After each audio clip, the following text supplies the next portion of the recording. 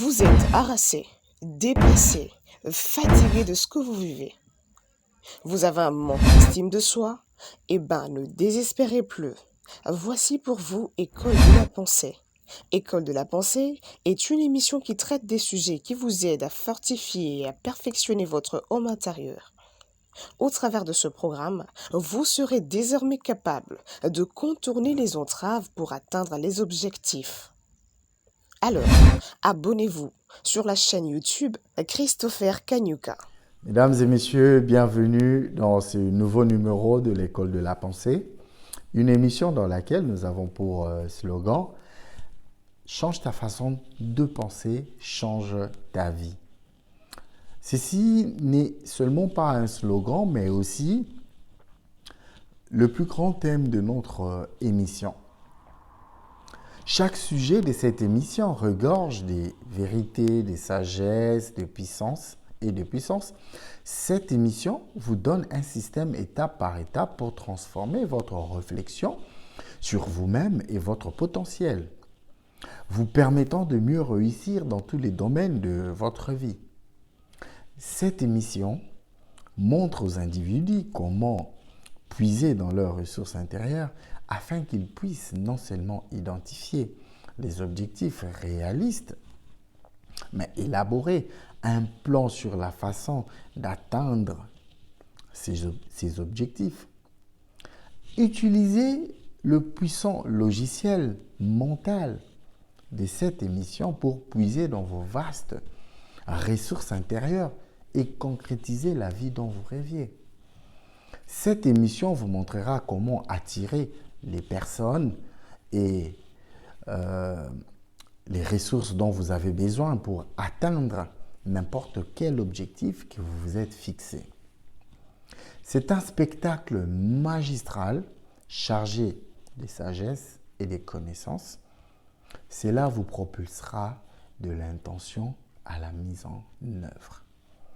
Elle vous fournit les informations et les idées dont vous avez besoin pour réussir dans votre vie. Mesdames et messieurs, aujourd'hui, nous allons aborder un sujet très important. C'est le premier thème de l'école de la pensée. Nous avions fini l'introduction, mais aujourd'hui, nous avons un thème que j'intitule « Change ta façon de penser, change ta vie ». Il y a un monsieur, William James, qui a dit une fois, il a dit « Donc, il y a une loi en psychologie selon laquelle si vous formez une image dans votre esprit de ce que vous aimeriez être, de la personne que vous aimeriez être, et que vous gardez cette image et que vous tenez cette image assez longtemps, vous deviendrez exactement comme vous l'avez pensé. La loi en psychologie exige assez que si vous formez une image dans votre esprit de ce que vous aimeriez être, de la personne que vous aimeriez être, et que vous gardez cet esprit, que vous gardez cette image et que vous tenez cette image assez longtemps dans votre esprit, vous deviendrez exactement comme vous l'avez pensé. Ça, c'est William James qui l'a dit. Alors, pour introduire ce nouveau thème de « Change ta façon de penser, change ta vie », j'aimerais ici vous raconter une toute petite histoire. Et c'est à partir de cette histoire que j'ai développé, en fait, ce thème « Change ta façon de penser, change ta vie ». Il était une fois une femme âgée de 30 ans, mariée et mère de 2 enfants. Comme beaucoup de gens, femme mariée avec son mari et puis 2 enfants, elle avait grandi dans une maison où elle était constamment critiquée, souvent traitée injustement par ses parents. Alors, en conséquence, elle a développé des profonds sentiments d'infériorité. et de faible estime de soi parce qu'elle était constamment critiquée par sa famille, par ses parents et tout.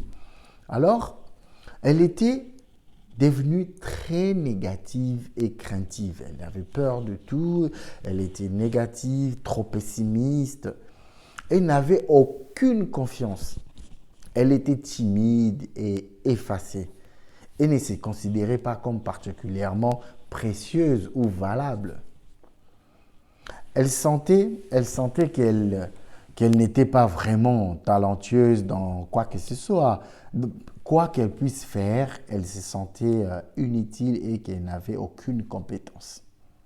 Mais un jour, alors qu'elle se rendait au magasin, une voiture a brûlé le feu rouge, l'a renversée, l'a rentrée dedans. La voiture l'a rentrée dedans. Alors, quand elle s'est réveillée, elle était à l'hôpital avec une légère commotion cérébrale et une perte de mémoire complète. C'est comme les anglophones disent erase. Elle avait une mémoire erased. Donc, une perte de mémoire complète, mais avec une légère commotion cérébrale. Alors, elle pouvait encore parler, mais elle ne se souvenait d'aucune partie de sa vie passée. Elle ne se souvenait d'aucune partie de sa vie passée. Elle était totalement amnésique. Totalement amnésique. Au début, les médecins pensaient que ça serait temporaire. Ça, c'est ce que les médecins croyaient que ça serait temporaire. Mais des semaines se sont écoulées et aucune trace de sa mémoire n'est revenue. Malgré les semaines écoulées, mais aucune trace de sa mémoire n'est revenue. Son mari et ses enfants lui rendaient visite tous les jours. Mais elle ne les connaissait pas parce qu'elle avait perdu toute sa mémoire. Elle ne savait même plus qui elle était. Alors, c'était un cas tellement inhabituel que d'autres médecins et spécialistes sont également venus lui rendre visite, la tester et lui poser des questions à son sujet. Mais elle ne se souvenait de rien. Elle avait complètement perdu sa mémoire. Elle était devenue complètement amnésique. Mais à partir de cette histoire, j'aimerais introduire un sous-thème que j'intitule « Recommencer ». C'est pourquoi en anglais, il y a un proverbe qui dit « You're never too old to start a new thing. You're never too old to start a new thing. » En d'autres termes, on peut aussi dire « start over », donc recommencer. Alors, par ce thème, j'aimerais continuer un peu l'histoire de la dame. Alors, finalement, elle est rentrée chez elle, la dame. Quand elle est rentrée chez elle, sa mémoire complètement vide.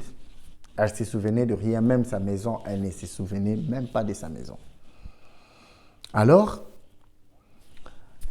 déterminée à comprendre ce qui lui est arrivé. Elle était déterminée à comprendre ce qui lui est arrivé. Elle a commencé à lire des manuels médicaux et à étudier dans le domaine spécialisé de l'amnésie et de la perte de mémoire. Elle a rencontré et parlé à des spécialistes dans ce domaine de l'amnésie. Elle a fait des recherches et tout. Alors finalement, elle a écrit même un article sur son état. Peu de temps après, elle a été invitée à s'adresser à un congrès médical pour parler de son article et puis répondre à des questions sur son amnésie et partager ses expériences et ses idées sur le fonctionnement neurologique. Parce que les gens ont lu ces articles et voulu qu'elle puisse partager cela. Alors, pendant cette période, quelque chose d'étonnant s'est produit. Il s'est produit quelque chose d'étonnant. Elle est devenue une nouvelle personne. Elle est devenue complètement une nouvelle personne. À partir de toute l'attention qu'on a portée à l'hôpital à son égard. Parce qu'elle a toujours été traitée injustement, négligée. Alors, elle avait développé des sentiments négatifs en elle. Mais quand elle a perdu sa mémoire, toute l'attention lui apportée par les professionnels de la santé à l'hôpital et par la suite lui a permis de se sentir précieuse, importante et vraiment aimée par sa famille. Parce que sa famille, son mari et ses enfants lui rendaient visite à l'hôpital presque tout le temps. Alors, donc cette attention qu'elle a reçue de la famille et des professionnels de la santé et les éloges qu'elle a reçus des membres de la profession médicale ont renforcé encore son estime de soi qu'elle n'avait pas à l'époque, avant qu'elle puisse perdre sa mémoire. Elle n'avait pas cette estime de soi. Mais toute l'attention et les éloges qu'elle a reçus des membres de la profession médicale ont renforcé son estime de soi et son respect de soi encore plus élevé. Alors, elle est devenue une femme véritablement positive, confiante, extravertie, très articulée, bien informée parce qu'elle a fait des recherches, elle a étudié et tout, et très demandée en tant que conférencière et autorité dans la profession médicale. C'est qu'elle n'était pas à l'époque. Alors, il est important pour nous de recommencer. C'est pourquoi les anglophones ils disent que you're never too old to start a new thing. It's not because, c'est pas parce qu'elle a connu cet accident, elle est devenue amnésique, que voilà, aujourd'hui, elle est devenue une autre personne. Mais vous pouvez aussi changer cette façon de penser pour changer votre vie. Alors, tous les souvenirs de son enfance, tous les souvenirs négatifs, tous les souvenirs de son enfance négative avaient été anéantis. Tous ces souvenirs avaient été anéantis. Ces sentiments d'infériorité qu'elle avait ont également été effacés. Elle est devenue une nouvelle personne.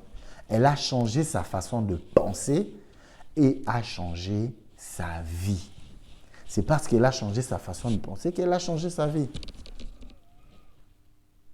Le deuxième sous-point que j'aimerais développer ici, à travers cette histoire, c'est, comme on le dit en latin, tabula rasa, l'ardoise vierge. L'ardoise vierge. Il y a un philosophe écossais du nom de David Hume. Ce philosophe écossais du nom de David Hume a été le premier à proposer l'idée de la tabula rasa, ou ardoise blanche. Cette théorie dit que chaque personne ou chaque enfant vient au monde sans aucune pensée ni idée. Cette théorie, cette idée qu'a proposée le philosophe écossais David Hume,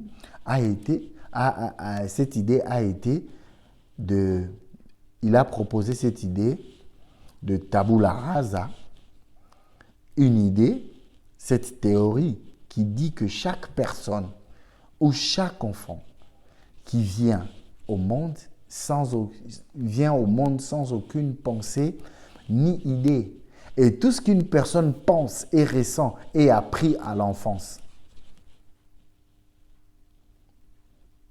Donc, c'est en l'enfance que toute personne apprend ou pense et ressent. Alors, toutes les pensées, toutes les idées que chaque personne apprend, et cela se passe dès l'enfance. Alors, c'est comme si l'esprit de l'enfant était une ardoise vide, que chaque personne et expérience qui passe laisse une marque dans la vie de cet enfant. C'est pourquoi quand les enfants ils sont petits, les enfants voient. Il y a une éducation qu'on appelle l'éducation par imitation. Les enfants imitent ce que les grandes personnes font. Et il y a d'autres enfants qui gardent des mémoires, qui gardent des idées des grandes personnes. Et ces personnes qui ont attiré, qui ont marqué la vie de ces enfants, et ces enfants gardent ces mêmes idées, ces mêmes pensées dès l'enfance et grandissent avec. Donc, tabula rasa, effacer, enlever toutes les idées, changer sa façon de penser, c'est ça tabula rasa. Changer sa façon de penser. Parce que quand tu changes ta façon de penser, tu vas changer même ta vie. Alors, c'est comme si l'esprit de l'enfant était comme une ardoise vide. Que chaque personne ou expérience qui passe laisse une marque dans la vie de cet enfant. L'adulte devient la somme totale de tout ce que l'enfant apprend. L'adulte devient la somme totale de tout ce que l'enfant apprend, premièrement, ressent, deuxièmement, et expérimente en grandissant. Quand l'enfant grandit, alors il apprend, il ressent et expérimente tout ce que l'adulte fait, parce que l'adulte est la somme, l'adulte devient la somme totale de tout ce qu'il apprend, de tout ce que l'enfant apprend, ressent et expérimente en grandissant. Alors, ce que l'adulte fait et devient plus tard est les résultats de ses conditionnements précoces. Ce qu'un adulte fait et devient plus tard dans sa vie et les résultats de ses conditionnements précoces. C'est comme l'a écrit Aristote, il a dit, tout ce qui est impressionné s'exprime. Aristote a dit que tout ce qui est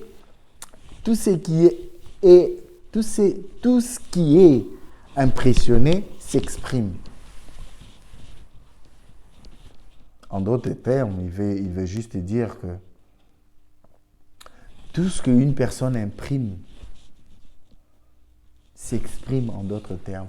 Ça s'expose, ça se sent, parce que c'est l'impression qu'il a imprimée dans sa mémoire.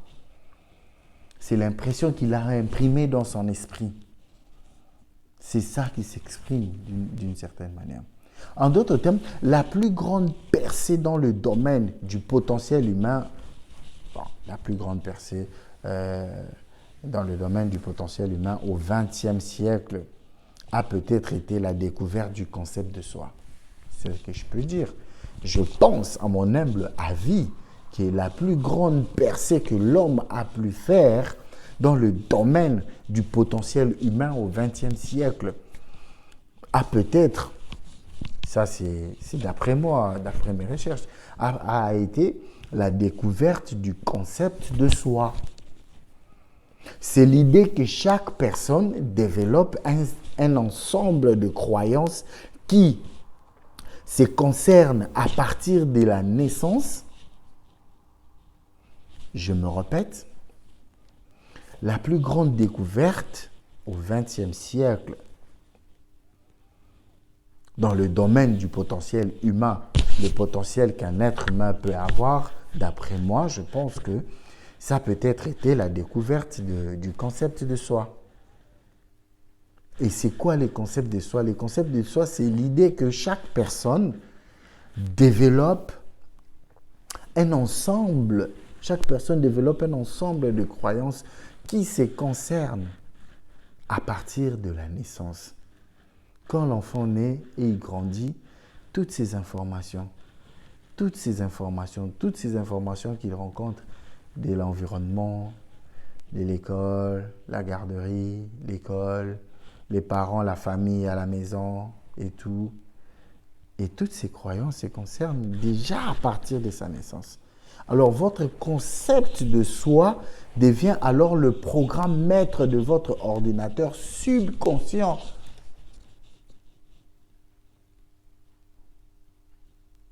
Votre concept de soi devient alors le programme maître de votre ordinateur subconscient. Parce que nous avons une conscience et le subconscient. Déterminant tout ce que vous pensez. Un, déterminant tout ce que vous pensez. Deuxièmement, déterminant tout ce que vous dites. Troisièmement, déterminant tout ce que vous ressentez. Et finalement, quatrièmement, tout ce que vous faites. Pour cette raison, tout changement dans votre vie extérieure commence par un changement dans votre concept de soi. Tout changement dans votre vie extérieure, commence par un changement dans votre concept de soi. Tout ce que vous pensez, tout ce que vous dites, tout ce que vous ressentez et tout ce que vous faites.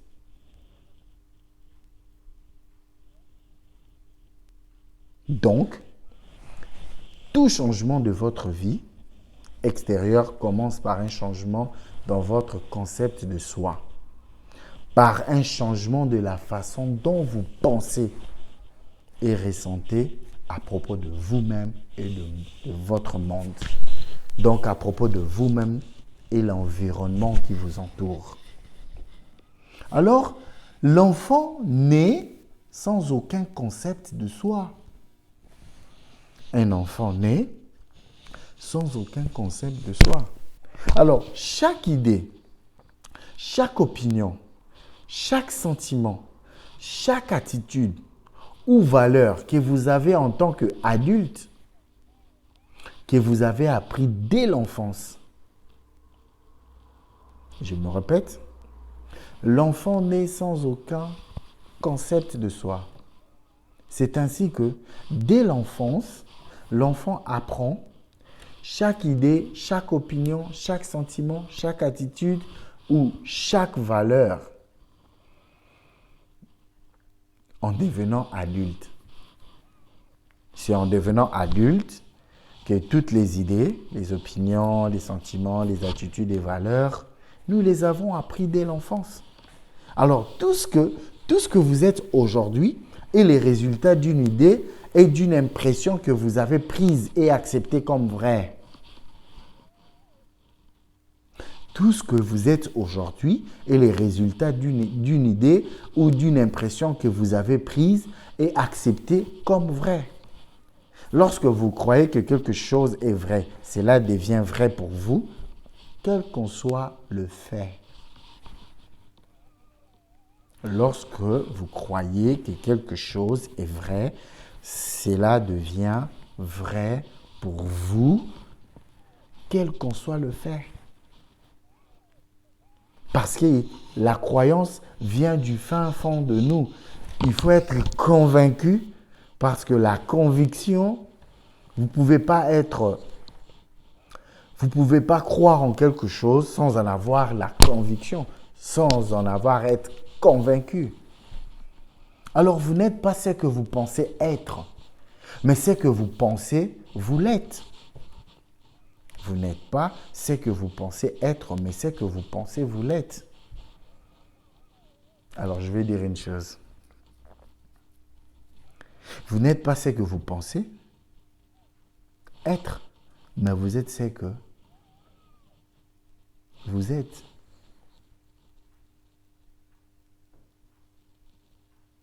Vous n'êtes pas ce que vous pensez être, mais vous êtes ce que vous pensez. Alors, je passe ici au deuxième point deuxième sous-point que j'intitule « Les premières impressions sont durables ». Les premières impressions sont durables. Si vous étiez élevé par des parents qui vous disaient continuellement à quel point vous étiez une bonne personne, qui vous aimait, vous encourageait, vous soutenait et croyait en vous, peu importe ce que vous faisiez ou ne faisiez pas, vous grandiriez avec la croyance que vous étiez une personne bonne et précieuse. c'est par rapport à tout ce que vos parents vous disaient, c'est tout le temps, tout était bien, que vous étiez une bonne personne, ils vous aimaient, vous faisiez des câlins à chaque fois, ils ne voulaient pas que le mal vous arrive et tout. Mais là, en ce moment-là, en grandissant, vous croirez que vous étiez une bonne personne et puis vous étiez trop précieuse même aux yeux de votre famille. Alors, à l'âge de 3 ans, cette croyance s'enfermerait et deviendrait une partie fondamentale de la façon dont vous persévérez. Vous percevez par rapport à votre monde. C'est à l'âge de 3 ans que cette croyance s'enfermerait sur vous et deviendrait une partie très fondamentale de la façon dont vous percevez par rapport au monde qui vous entoure. Alors, par la suite, quoi qu'il vous arrive, alors vous vous en tiendrez à cette croyance et cela deviendrait votre réalité. Par la suite, quoi qu'il arrive, vous vous tiendrez à cette croyance et cela deviendrait votre réalité.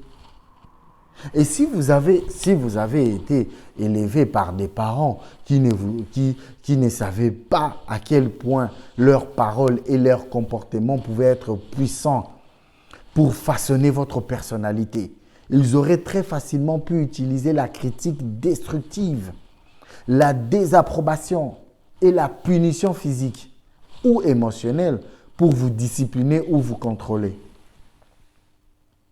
Si vous avez été élevé par des parents qui ne savaient pas à quel point leurs paroles et leurs comportements pouvaient être puissants pour façonner votre personnalité, ils auraient très facilement pu utiliser la critique destructive, la désapprobation et la punition physique ou émotionnelle pour vous discipliner ou vous contrôler. Mais lorsqu'un enfant est continuellement critiqué dès son plus jeune âge, il exclut rapidement qu'il y a quelque chose qui ne va pas chez lui.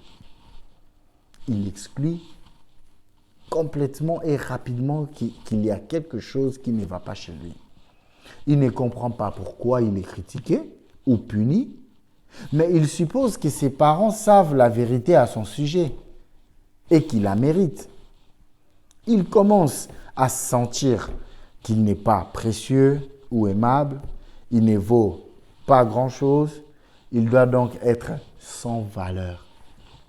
Alors, presque tous les problèmes des personnalités à l'adolescence et à l'âge adulte sont enracinés dans ce que les psychologues appellent l'amour retenu.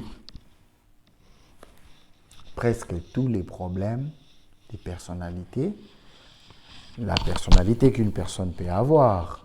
Quand on parle de personnalité, on parle de l'estime de soi, on parle du respect de soi et tout.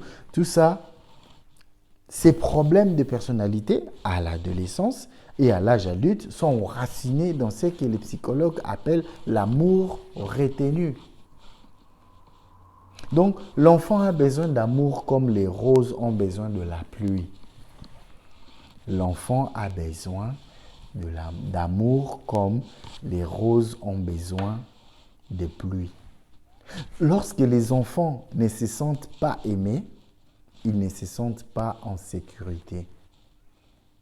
Lorsque les enfants ne se sentent pas aimés, ils ne se sentent pas en sécurité. Ils pensent, qu'est-ce qu'ils disent dans la tête?